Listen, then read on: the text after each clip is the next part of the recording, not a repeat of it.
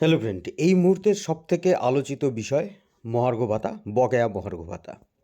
আমরা ভোট ঘোষণার আগেই যে সেই টুইট বা বলতে পারি যে পোস্টিং সোশ্যাল মিডিয়াতে, তারপর থেকে জানতে পেরেছি যে মহার্ঘ ভাতার যে বকেয়া যেটা আছে, অর্থাৎ এর আগের রূপায় সেটি পাওয়া যাবে।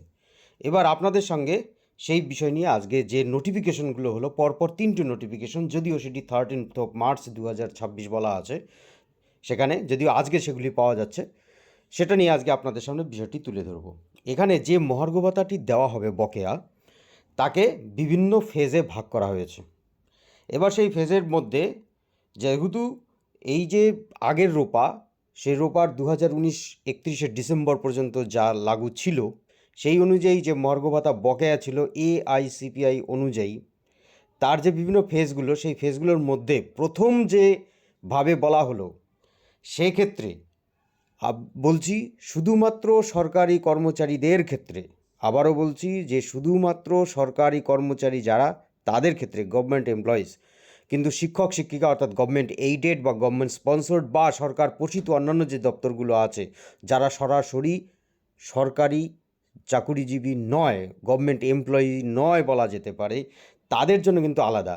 যারা গভর্নমেন্ট এমপ্লয়িজ তাদের জন্য যে বলা হলো যে প্রথম ফেজে, যেটি 2016 জানুয়ারি থেকে 2019 ডিসেম্বর 31 পর্যন্ত, এই যে অংশটি, সেই অংশের হিসেবপত্র করে তাকে দুটি ফেজে দেওয়া হবে। প্রথমটি হচ্ছে মার্চ 2026 এবং সেকেন্ড ইনস্টলমেন্ট দেওয়া হবে সেপ্টেম্বর 2026-এর মধ্যে। এবার যে বিষয়টি এখানে আরও গুরুত্বপূর্ণ, তা হচ্ছে গ্রুপ A, B, C ক্যাটাগরির কর্মচারী যারা, তাদের কিন্তু টাকা ক্যাশ পাবেন না।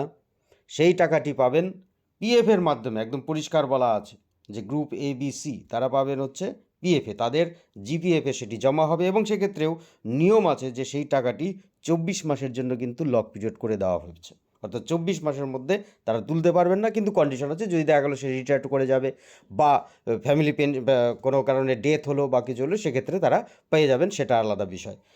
আর গ্রুপ ডি কর্মচারী যারা, সেই গ্রুপ ডি কর্মচারীরা রেসপেক্টিভ ব্যাঙ্ক অ্যাকাউন্টে তাদেরটা জমা পড়বে।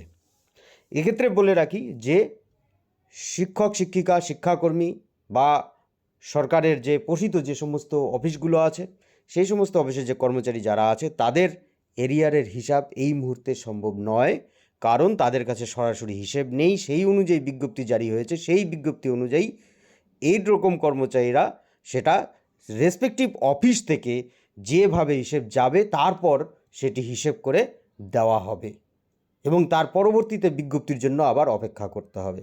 এটুকু ছিল এই যে বর্তমানে যে আলোচিত সবথেকে বড় বিষয় যে মহার্ঘ ভাতা, সেটি নিয়ে সেটি আপনাদের সঙ্গে শেয়ার করলাম। ধন্যবাদ।